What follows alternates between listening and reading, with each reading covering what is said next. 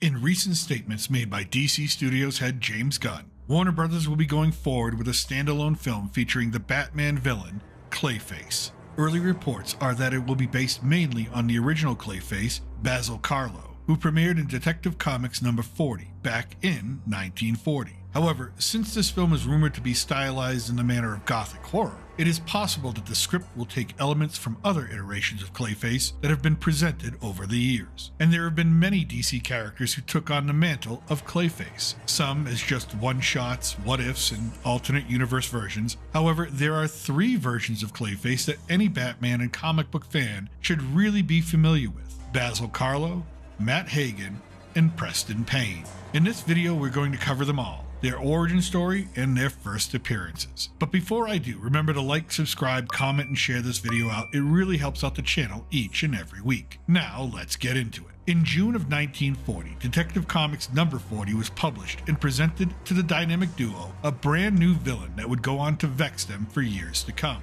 We begin with Bruce Wayne talking to his ward, Dick Grayson, about his upcoming date with his fiancée, Julie. Julie is now an actress starring in a new horror picture being produced by Argus Studios, and Bruce will be meeting her there later tonight, as well as meeting the head of the studio, Mr. Bentley. Bentley mentions that the lead role will be played by Kenneth Todd, the title of the film Dread Castle, and that this is a remake of an original film that starred the greatest character actor and makeup artist of all time, Basil Karlo. As soon as Basil's name is mentioned, the man himself walks into the room to offer his support to the new young actor, who graciously receives it. Basil tells Kenneth that he hopes he is as smart as he himself was foolish. After Basil leaves, Julie reminds everyone that Basil, once he achieved success, acted out in public, causing many controversies to the point where audiences would no longer support his films, effectively ruining his career. In another room, Ned Norton, the director of the film, shows up after being MIA for a few days and is told he is not reliable and is fired. Ned is angry and vows that the picture won't be finished without him.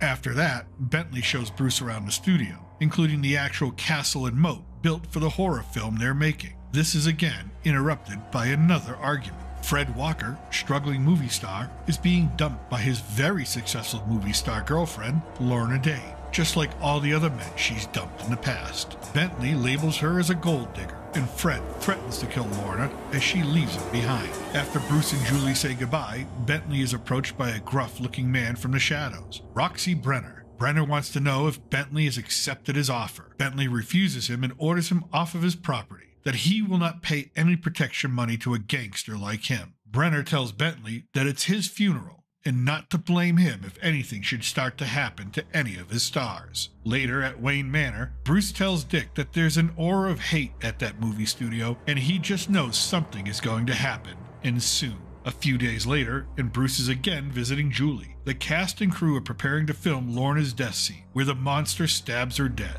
and as the cameras roll, a hideous face watches from the shadows with baleful eyes. And just as the scene plays out to its deadly climax, our mysterious intruder shuts off the lights while holding a dagger in his hand. Panic ensues as the darkness envelops everything. When the lights are finally switched back on, Lorna Dane is lying dead on the floor, and our mysterious intruder watches and whispers, "The scene is finished, for death is the director." After a police investigation, there are no suspects, only dead ends. Julie confides in Bruce that according to the script, she is the next to die and she is worried about suffering the same fate as Lorna. Bruce comforts her, but in private he is worried and tells Dick to suit up. They are going out. Batman and Robin arrive at Argus Studios. Inside, Roxy Brenner is demanding protection money once again, not admitting any culpability in Lorna's death, only using it as leverage. What Roxy does not know is that the dynamic duo is above them, and they come swinging down on his men and easily put them away. Roxy tries to run, but the Batman catches him and interrogates him. Roxy denies having anything to do with the murder, and the Batman believes him. Only one thing left to do: give Roxy a swift kick to the ass and out through the door, with a warning to never come back. The Batman asks Bentley who else would want Lorna dead. Bentley offers up the names of Fred Walker, her former lover, and Ned Norton, the fired director, each with a grudge against either Lorna or the studio. The Batman leaves Robin behind and races over to Fred Walker's estate alone. The Batman searches the property for anything suspicious, but it seems nobody is home. That is, until he opens up a closet. He's confronted by the hanging body of Fred Walker on the edge of death. The Batman places him on the couch and tries to get any information out of him, but the only thing Fred can say is, Clayface, Clayface. And then Fred Walker dies. The Batman is puzzled by this word, Clayface. He knows it cannot be Roxy Brenner, and certainly not this dead man. Could it be Ned Norton or Ken Todd, the young actor? Meanwhile, Robin, who is left to patrol as his boss visits Fred Walker, is surveying the soundstage with the massive castle set. Suddenly, a light pops on in the castle tower.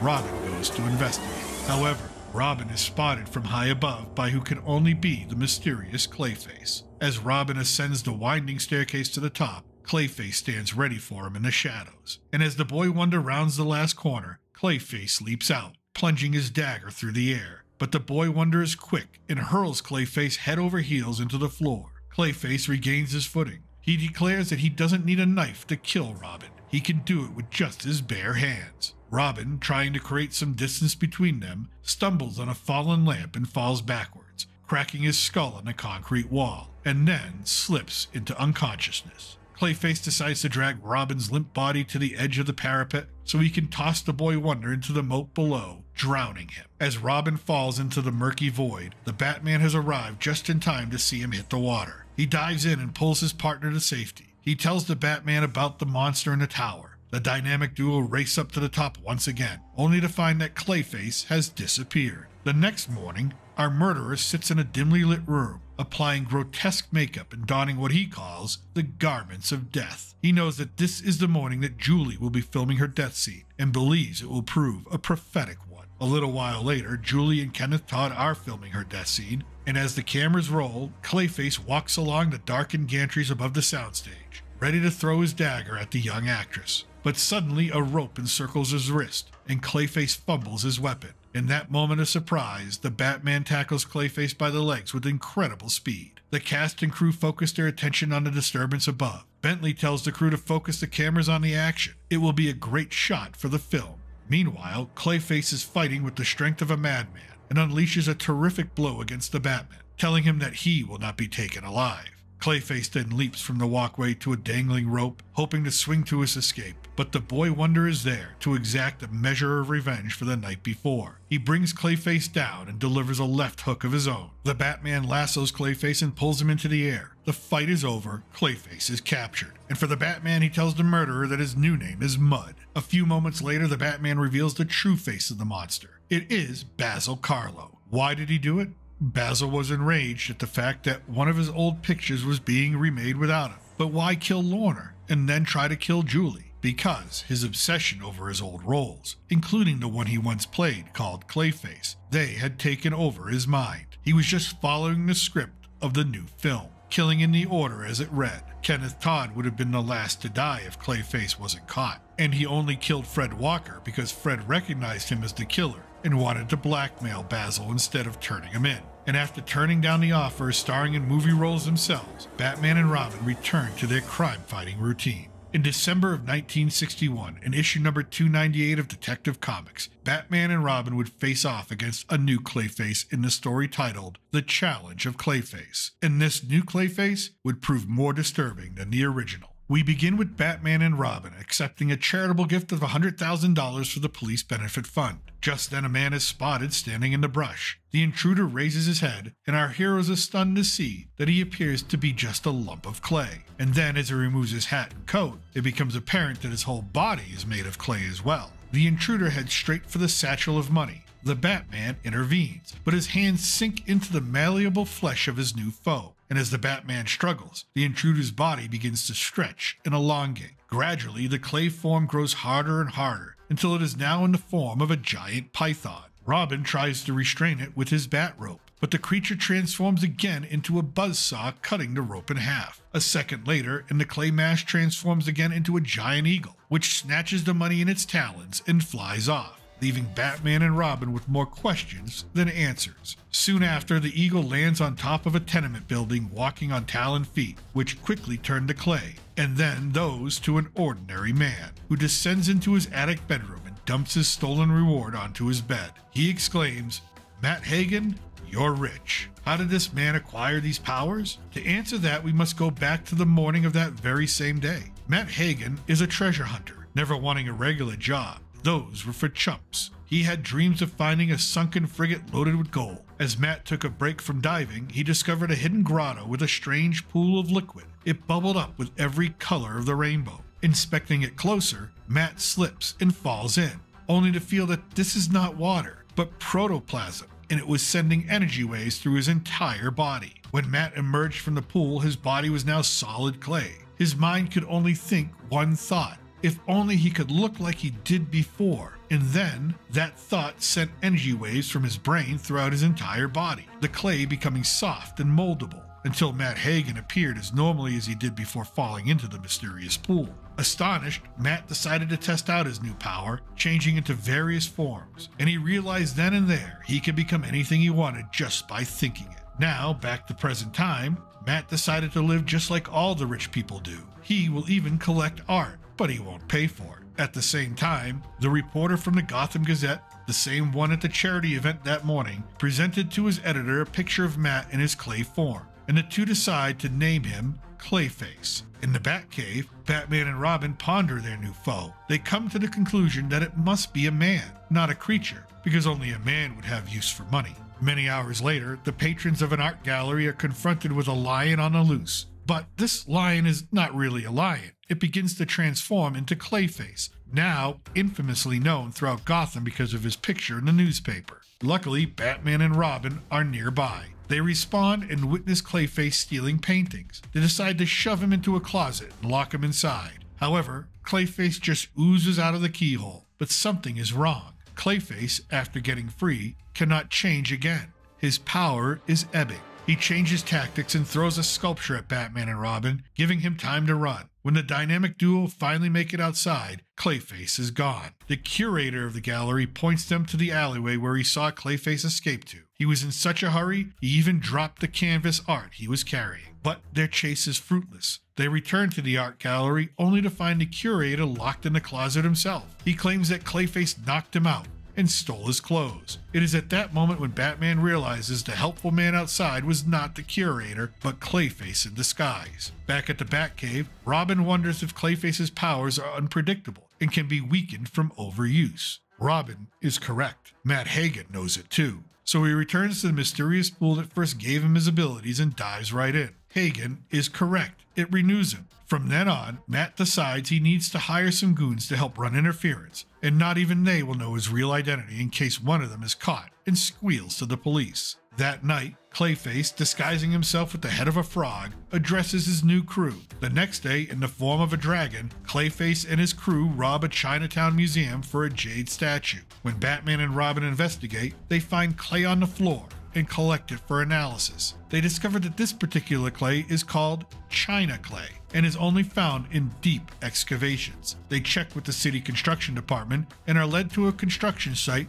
for the new subway tunnel being built. As well, their crime files listed a hoodlum named Joe Shank as living at this very address. From now on, they will follow Shank to find Clayface. The next day, their strategy works. They find Clayface and his crew getting ready to rob the Natural History Museum. As Batman and Robin strike, Clayface turns into a bull and runs over the dynamic duo. When Batman recovers, Clayface is gone again, but his goons are seen running off in the distance. He pursues, leaving Robin unconscious on the ground. This is when Clayface reveals himself. He was there all along, in the form of a tree. But Robin was also playing possum. He watches as Clayface makes his escape and gets a whirly bat from the Batmobile to pursue him from the sky, all the way to a big mansion on Grove Hill Road. Robin decides to enter via the chimney. Matt Hagen, believing to be safe, transforms into his human form, but is then shocked to see Robin fall into his parlor due to a faulty rung that could not support his weight. Clayface assumes the form of a monster, determined to kill the boy wonder so no one will ever know his secret identity. Robin uses the furniture to keep the beast at bay.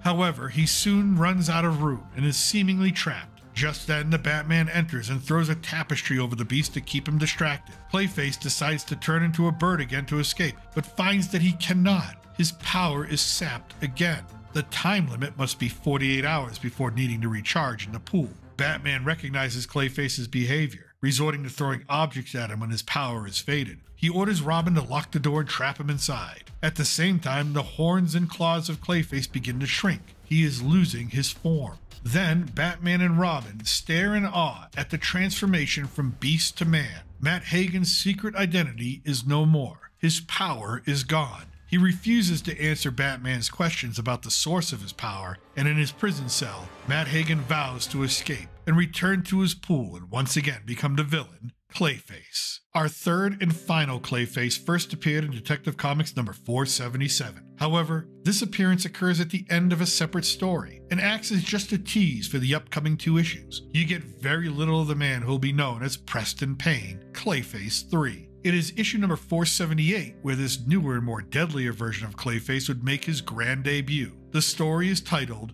The Coming of Clayface 3. We begin with the Batman interrupting a robbery at the Gotham Aquarium. 2 men are attempting to steal priceless exotic fish and sell them for profit, but these crooks were not smart enough to disable the silent alarm. Batman shows them a particularly harsh measure of justice, tossing them both in an acrobatic somersault and into the wall with a painful thud, all the while telling them they probably won't live long enough to have a better future. One of the men pulls a gun, which does not impress our Dark Knight. He tosses an empty fish tank at the gun and then leaps on his prey, yelling, "Nothing can help you now." The second crook pulls a switchblade as the Batman restrains his partner. The Batman tells him that he picked a bad night to run into him because someone very close to him walked out of his life forever just that very morning. Batman is talking about Silver St. Cloud, his love interest, and there is no way to ease his pain. But it is a pain that the 2 of them are going to share. Pain they deserve because it is scum like them that cost him the woman he loves. The Batman is on the edge and wailing on these crooks mercilessly, and thankfully the police arrive and put a stop to the violence. But the Batman doesn't stop. Even when the police tell him it's okay and they can take it from there, he keeps punching. Then suddenly, as if snapped out of a trance, the Batman stops and tells the officers that if they want this garbage, then they can have it with his compliments. As the cops put the thieves in the patrol car, the Dark Knight glides off. The onlooking patrolmen remark that there's something off about him tonight. The Batman disappears into the darkness, thinking his work is done for the night. However, he is wrong. A bizarrely costumed prowler is wandering the halls of Star Labs, carrying some sort of device. He is also thinking to himself his work is now done for the night, but he too is wrong. A security guard orders him to stop, but the prowler doesn't, so the guard opens fire, hitting the device and shattering it, the other bullets bouncing off the prowler with no harm. Henry Matlock is the name of our security guard. 5 years in at Star Labs, before that, 20 years as one of Gotham's finest. A good cop, but he has never seen anything like this as the Prowler grabs him by the throat and raises him into the air. But the Prowler then lets him down. Luckily for Henry, he does not have the fever yet, and he begins to walk away. But halfway down the hallway, our Prowler stops, his entire body shaking. He grabs his face and tenses up, then screams a terrible wail. He returns to a confused Henry and tells him that rest assured he had no choice, and what he must now do,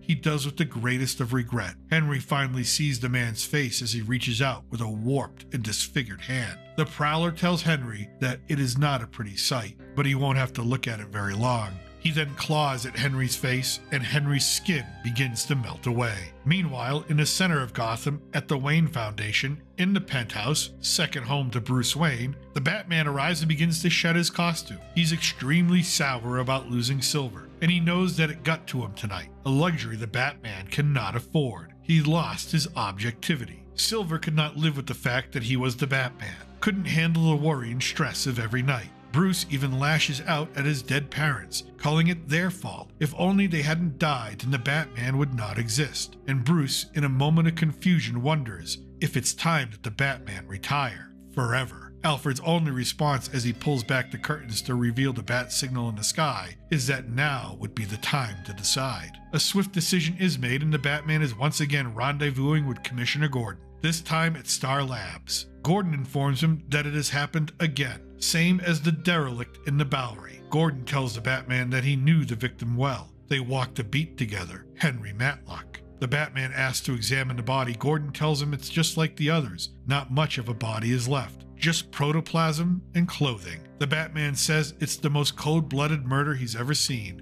Gordon again corrects him. Maybe it's not that cold-blooded. The killer left a message. Written on the wall, the message, "Forgive me." In another part of Gotham, at an abandoned wax museum in the middle of the slums, where only children dare enter for a moment to gawk at the wax figures before running off. Most cannot stand the fear that the rumors of ghostly voices haunting those walls gives to them. However, no child could imagine the true horror which lies hidden behind those walls. Our mystery prowler is sitting at one end of a lavish dining table filled with delicious food, candles lit, and everything plated in silver. The prowler addresses his dear Helena. She looks ravishing sitting at the other end. Helena is flattered by the compliment, but she only smiles. She does not reply. Our murderer in question then tells Helena that she is the saving grace of his otherwise miserable life, that of Preston Payne. He tells Helena that since infancy he's been an outcast, shunned by peers, as if his physical deformity was somehow his choice. We are brought back to the memories of a young Preston, born an acromegalic, a victim of chronic hyperpituitarism, which deformed his body.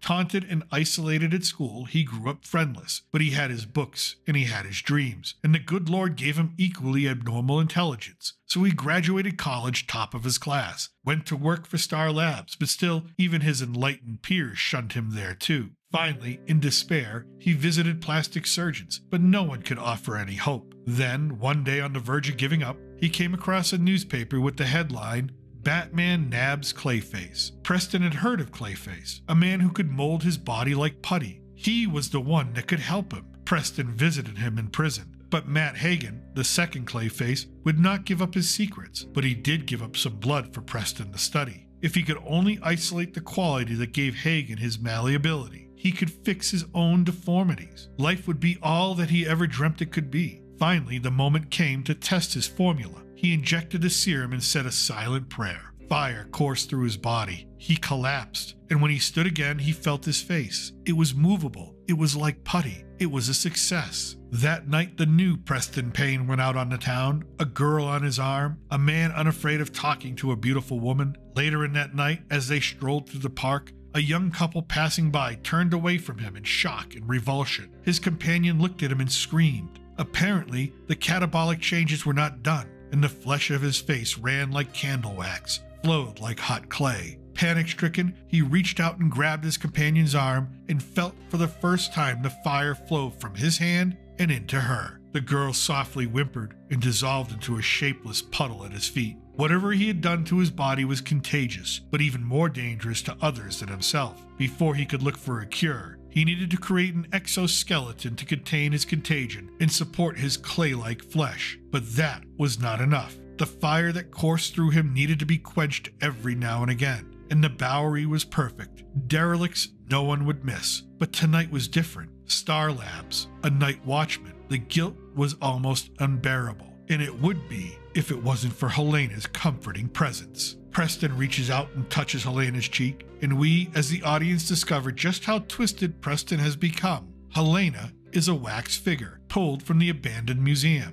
Preston claims it is Helena that saved his sanity, and without her, he would have surely gone mad. The following evening, 45 minutes outside of Midtown Gotham, at the Starhaven experimental facility, Preston is again attempting to steal. He uses his reinforced armor strength to pry open a steel door with ease. He strides confidently through the experimental lab. He knows exactly what he is seeking. The duplicate of the mechanism he attempted to steal the night before, which made it an easy guess for the Batman, who had been patiently waiting for Preston to arrive. Preston is shocked to see the Dark Knight, and the Dark Knight is just begging for Preston to make him do it the hard way. Preston tells the Bat that he has no quarrel with him, just allow him to take the device in peace, and there may be hope for the both of them. For the Batman, this is not an option, and he leaps forward through the air. For Preston, what happens next is on the Batman's head, not his. Preston catches the Bat midair with one hand around the throat. He tells him that with his exoskeleton, he can crush his windpipe like a bug, and once again tells him to leave this alone. The Batman's response? Never. Preston then throws the Bat with incredible speed and strength into the surrounding machinery. He does not wish to kill the Bat. He has no issue with him, and warns him not to cross his path again. Preston then begins to walk away. Then, without warning, the fever strikes. Preston turns again to the Bat, asks for his forgiveness, but if Preston is to survive, the Bat must now feel the terrible touch of Clayface. Our story picks back up in issue number 479 of Detective Comics in the story titled, If a Man Be Made of Clay. The Batman is still on the floor, and Clayface is still reaching out with his deadly touch. The Batman knows he's no match for Clayface's strength. He saw what he did to Henry Matlock. Still, the Batman has his wits, and there are other ways to deal with a man in a suit filled with metal. The Batman reaches behind and pulls back a live conduit from the broken machinery. He uses it to electrocute Clayface, stunning him and knocking him back. But still, this new Clayface is not down. The Batman uses all of his leverage and strength to kick Clayface in the chest, but incredibly, our villain is still on his feet. The Batman deploys smoke pellets, giving him enough cover to get to higher ground where he has the advantage. When the smoke clears, he will be able to surprise attack the putty-faced freak from above. But when the smoke clears, Clayface is gone, and he took the mechanism with him. But where? The Batman then hears a car alarm. Clayface must be stealing a vehicle to take his escape. No matter, he won't be able to outrun the Batmobile. Except when the Batman exits the building, he finds that Clayface has overturned the Dark Knight's car and torn off its wheels. Even for the Batman, it is too much to pursue just on foot. The lonely country road back to Gotham is long, and Clayface still has the fever building inside of him. He is filled with guilt and regret, an awareness that he brought all of this pain on himself with his experiments. He will have to live with the pain until he can find another victim to transfer the fever. Suddenly, the country road takes a sharp right turn, but Clayface's car does not. The crash starts a fire, only a matter of time before the gas tank explodes. Clayface gathers his mechanism and walks away as his vehicle goes up in fire and smoke. Clayface walks along the country road, still holding his stolen device, still fighting against the fever.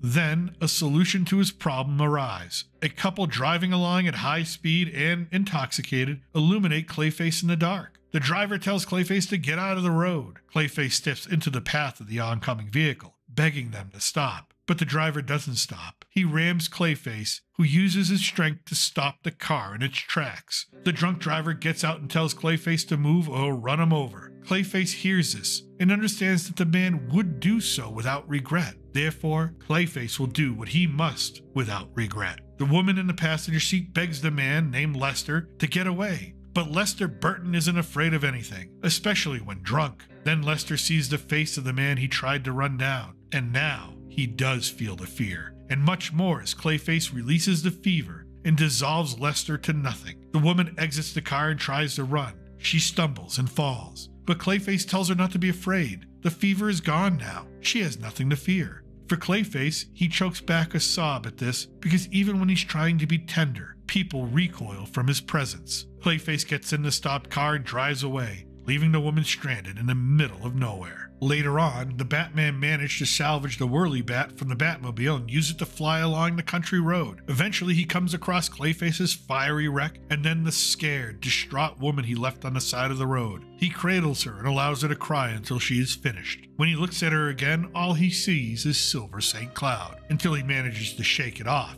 get a grip, before he cracks under the pain of another loss. A little later, Sal Menken is working his usual overnight shift at Arnie's all-night Gasorama. A car has pulled in and he fills the tank. He goes to the driver's side window to collect the $8.50 owed, but when he sees the driver, he no longer cares about the money. In shock and fright, he runs and the car speeds off towards Gotham. Sal calls the police and tries to convince them of the monster he has just seen. Fortunately, the GCPD does take Sal seriously, and they now have blocked the Gotham Narrows Bridge in anticipation of Clayface's arrival. However, Clayface will not be stopped. He sees the roadblock and guns the engine full. At the last moment, he jumps from the speeding car and watches as it barrels into the police barricade with a tremendous crash. In an instant, Clayface is back up. Since he cannot go through the barricade, he will go over it. He begins running up the suspension bridge, still amazed that the cops are still trying to shoot him. Don't they know that bullets have no effect? Clayface climbs, avoiding the police, but when he reaches the top, he is again face to face with the Batman. He demands to know why the Batman continues to haunt him wherever he goes, wherever he turns. The Batman replies, "Because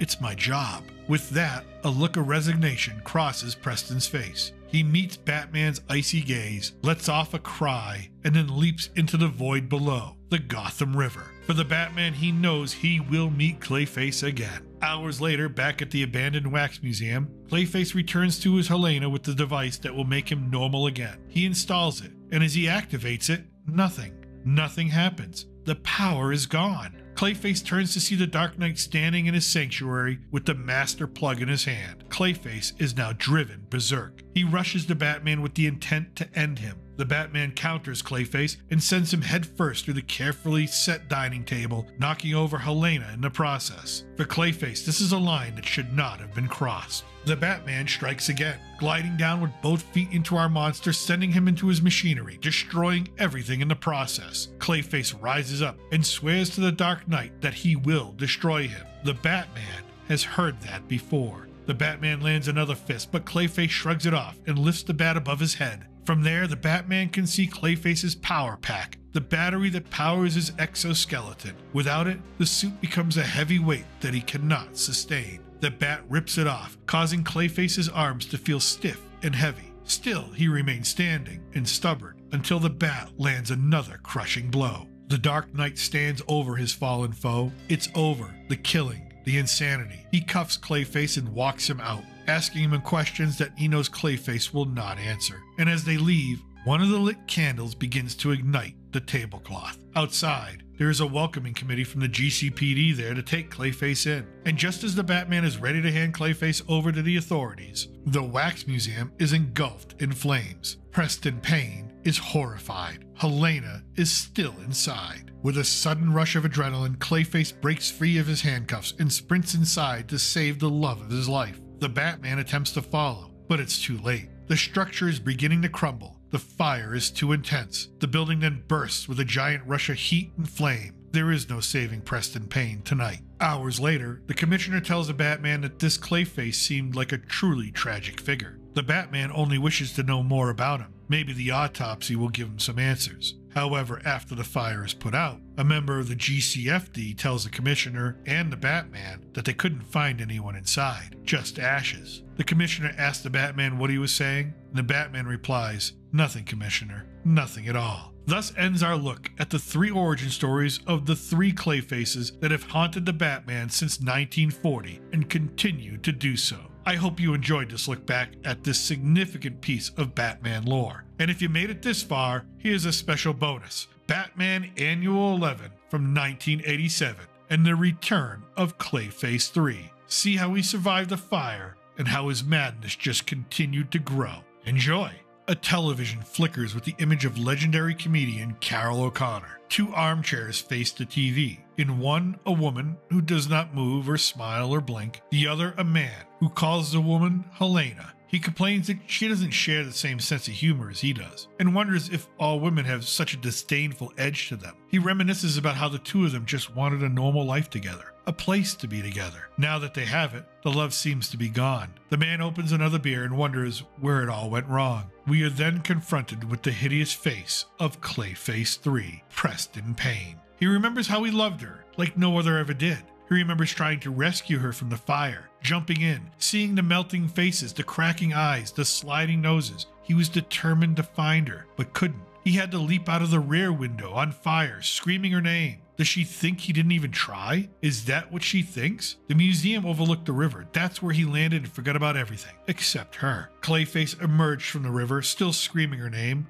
Was it the man in the cloak that took her? She need not worry. He was coming for her, scorched, tattered, and delirious. The man stumbled towards the lights of Gotham City. He hid in the subway during the day, searched for her by night. Months went by, maybe even turning to years. And some nights he saw a sign in the sky. It must have been him, using it to mock him, using it to mock his pain. But he never gave up, finally finding her in the window of Rosendale's, a department store, just like a woman. He entered during the day and hid until night behind the doll display. When everyone's gone, he went to her in silence. She was waiting for him. No matter what came later, that moment, when they held each other again, would stay with Clayface forever. And neither said a word. They had found redemption in the unforgiving city. Now they had a new home. Helena was transferred to ladies' evening wear. He would stay in bedroom furnishings a floor below, and after learning to avoid the security guards, life blossomed. At night they would dine. They would visit Helena's friends. They were social. They had everything they needed, all they ever really wanted, a normal life. 3 months later, though, and things changed. Two men entered to remove Helena and her friend from evening wear to lingerie. They were crass and rude about it. When Clayface awoke, he knew something was wrong. He screamed Helena's name when he could not find her. He ran from department to department in absolute despair until he found her and wished to God he hadn't. He had thought the man in the cloak had taken her again, was worried, but instead, she was far from home, in her underwear. How could she do such a thing to him? He did not let Helena know that he knew what she was up to. He went back to his bedroom, the migraines coming back again. He had not suffered one since the Wax Museum fire, and he could not help but wonder who was she betraying him with. The next night, she was back in evening wear, properly dressed. She said nothing, so he decided to just watch and wait, and he didn't have long to wait. A security guard sees Helena wearing a scarf that his wife would love, but they cannot afford it. So he decided to take Helena's. Clayface sees the security guard. He could not hear what was being said, but it must have been affectionate. The migraine worsened. He waited for the security guard to leave, and then slipped out unobserved from his hiding spot. He did not want to make a scene in front of Helena. After all, he still loved her. The security guard hears movement, and Clayface removes his glove. The guard then calls out, telling whoever it is to come out and to let him see their hands. The monster that appears in front of him shocks him to the core, and he opens fire. It's no use. A massive blow to the stomach, and the man is crushed against a pile of crates. The guard begs his attacker, asks him what he wants, and Clayface simply picks up Helena's scarf and says, "Only what's mine." Then, since the guard wanted to see his hands, he shows him and drives his open palm into the guard's face, causing his entire body to melt away. With that, the migraine vanishes. The only thing left to do was dump the body 5 blocks away and return home to his wife. The two never spoke about what happened. He thought that with his rival gone, Helena would return all of her affection to him. But no, now it was just long, empty silences between them. There had to be something else. One night at dinner, he notices that Helena's gaze was fixed upon the sign in the sky. Sure, maybe she pretended to be looking at something else, and he couldn't be certain of anything. And maybe it was just jealousy and suspicion. It couldn't be. It couldn't be him. Not him. Outside Rosendale's, Commissioner Gordon tells Batman to give it a couple of minutes while all the shoppers exit. Vicky Vale asks the Commissioner if he is sure it is Clayface inside. After all, isn't Clayface locked up in jail? The Commissioner explains that she is referring to Clayface 2. This is Clayface 3, Preston Payne. And once you see the effects of his violence, you never forget it. And this is easily the most dangerous Clayface and belongs in Arkham Asylum. The Batman asks the Commissioner if he is ready, to which the Commissioner replies, "Whenever you are, my friend." As the Batman enters Rosendale's, Clayface 3 wonders why men do the things they do. Why are they so weak and cowardly, closing our eyes when we kiss, lest we see the awful truth that we are not truly loved, that our affection is cold and unfaithful, and we never see it until it is staring us in the face. Now he understood everything, and no longer cared about how many times or how often the man in the cloak climbed the stairs from stationery to gardening accessories to evening wear to see her. The two of them probably planned the fire at the Wax Museum to get him out of the way. The only thought now was, never again. The Batman, confronted by Clayface, tries to reason with him. He says his name, Preston Payne, and tells him everything is going to be all right, to which Clayface asks in a fit of rage, "Is that what you said to her?" The Batman is confused as can be and replies, "I'm sorry?" Clayface grabs the Bat by the throat and throws him against the wall, stating, "You haven't begun to be sorry." Clayface stalks forward, asking the Bat if they laughed at him behind his back, that it must have been amusing for them to laugh at this cuckold Preston. Well, the fun's over now, and nobody's laughing anymore. With that, Clayface tries to plant his toxic hand against the Bat's face, but the Dark Knight is quick and pivots to throw a powerful uppercut, giving him time to run and change the environment. The Batman enters the elevator shaft. Clayface is fast behind him. For Clayface, it's no contest. This was his home, his castle. He knew every inch of the building. He had the upper hand. It would have been wise to exit the building, not retreat into it. And finally, Clayface sees the elevator stood open on the 12th floor, the Batman carelessly revealing his position. Clayface enters the shipping area, taunting the Batman. He knows he's in there. Why doesn't he come out and get it over with? But the Batman was smarter than this. He had laid a trap. As Clayface was blinded with rage, he did not see the rope designed to trip him into falling down a storage hole. He falls flat, and before he can pick himself up, the Batman drops down, all of his weight and force crushing Clayface's plastic helmet. The Batman then grabs what is left and smashes Preston's face into the concrete floor, leaving it to sizzle and steam. The Batman tells Clayface that it's all over and tries to cuff him, but Clayface still has his rage and his enhanced strength from his suit. With one strike, he sends the Batman into the electronics department, smashing against glass cases that shatter into shards. Clayface grabs the Batman by the cape and lifts him. The Batman is right. It's all over. The cheating, the laughing, the Batman's whole marriage-wrecking life is over, and he prepares to sink his toxic hand into the Dark Knight until Helena has appeared, and she is smiling. Clayface cannot believe it. Helena is enjoying the sight of two men fighting over her affections, and in that moment he realizes that she's not worth it anymore. She never was. He then collapses, sobbing. Everything has gone wrong. The Batman, seeing this and feeling pity in his heart, tells Preston, "Let me help." Back to where we started, all in the family playing on the television. Preston Payne sits and drinks as Helena sits next to him. The Batman tried. After everything, he tried to get them back together. He explained everything to the doctors, got them a private room, but it didn't work out. They tolerate each other for now, and neither mentioned divorce. But Preston can wait. One day he will be free of her. After all, she can't live forever. Thank you for watching. If you need more comic book fun right away, click on the thumbnail at the end of this video for our look back at the 1990 reboot of Ghost Rider in issue number 1 of Ghost Rider Volume 3, a personal favorite of mine. Remember, I'm still your reluctant gringo from somewhere south of the border. Salud and a huevo.